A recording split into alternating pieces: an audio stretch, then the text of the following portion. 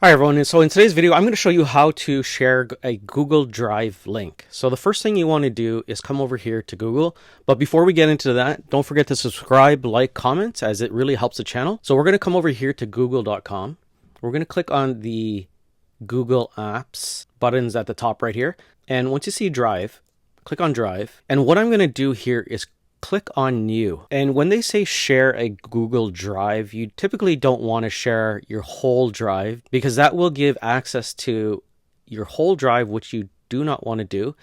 The main thing that I like to do is come over here either to My Drive and share folders. So let's create folders over here. We're going to create a new folder, and for the name of this folder, I'm just going to call it Kids Schedule, and I'm going to create. And once you have the Kids Schedule, you can see right here more actions. I like to click on more actions and then come over here to share. And now what it's going to do is prompt you up with options.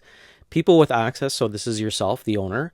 And now here in general access, you could either select restricted or to someone within your organization underneath Google Drive. Because right now I've got a business account and anyone in this organization of my domain can have access.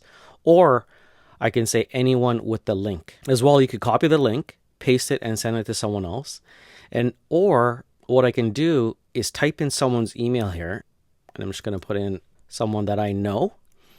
And when you share this, there's options that you can give them. You could give them editor access, viewer access, or commenter. And then the next thing you want to do is type in, this is access to the kids folder. And because I want this person to comment and edit this or have the ability to edit it, I'm just going to put on commenter. If I just wanted the person to view it, you just put viewer and then click on send.